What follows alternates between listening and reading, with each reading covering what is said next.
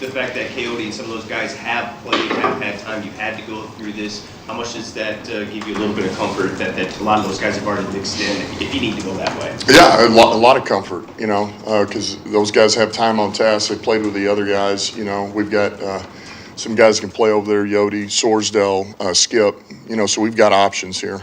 Is that a Joe Burrow situation? What would happen with Joe exactly?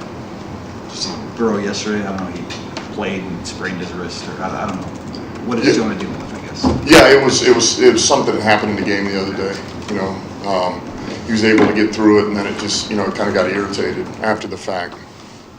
And then obviously Bugs hasn't been around the last couple of days. What's going on with him? Yeah, he's got a couple of things going on. Will he be here today? What's that? No, he won't be here today. Does he still have a role on this team? Not today. He doesn't. He's not in the building. So. How about for this season? I mean, he went through that earlier in the year where he wasn't. Yeah, no, I mean, like I say, he's got a couple of things going on medically, and so I don't know. I don't know for sure. I don't know how long term this will be.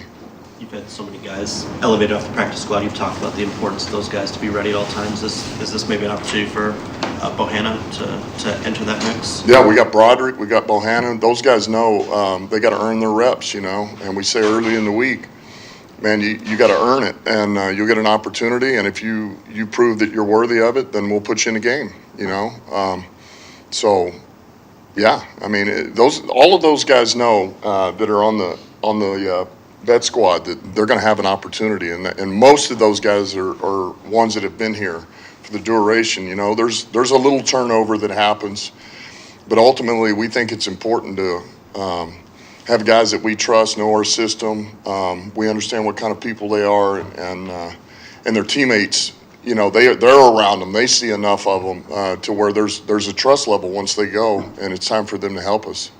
We talked about the defensive performance plenty from last week. What was the focus in practice this week, and did you see what you needed to see out of that unit in preparation for their rebound? Yeah, communication. I think that was to me the biggest piece of it. It's I just go back. It's not about the plays that are being made when they happen. Just like last week, we know that's a good offense. It's a good quarterback. It's just you want to know if something comes up, it wasn't because of us, a communication error on a few plays. And so that was a big piece. And then understanding who we're getting ready to play now. This quarterback brings a whole nother element to the game that we haven't seen in a while. So that's a big thing. But, our defense has stepped up, played big games. And listen, man, it happens. You find ways to win. Offense had the big hat last week, and found a way to win. This week, there's no telling what's going to happen. I mean, this could be a 10-6 game, So I expect the defense to show up and play well, just like they have, other than a couple of times. And the offense has played well. They haven't played well at times either. Special teams has played pretty good. At times they haven't. But ultimately, we've been able to complement each other. And that's what good teams do, man. You find a way to win. Is 3 days enough to get Bruce in football shape, or is he going to need maybe a little bit more time? Yeah, I mean, look, I think he's going to need just a little bit more, being totally honest with you. He's moving good. He looks pretty good. We want to be smart about this, and let's see where he goes. But certainly I think, just getting in football shape is important, I don't think you want to throw anybody out there and then, you set them up for disaster with an injury or something when they're just not quite ready. So I don't see him being up this week.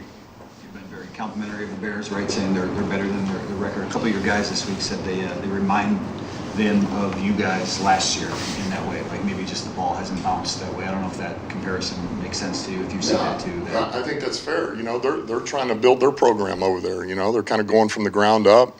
They've drafted well. They've made some big free agency acquisitions, good players. They got their system in. This is year 2,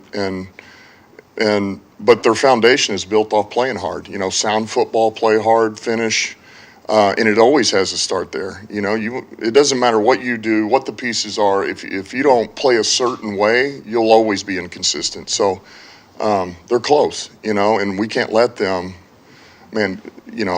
find their footing versus us. We can't do it, but we know this is going to be a test. This is a big test for us. think because we know you're committed to what you're doing here, we really haven't asked you, but unofficially, officially, did Texas A&M approach you?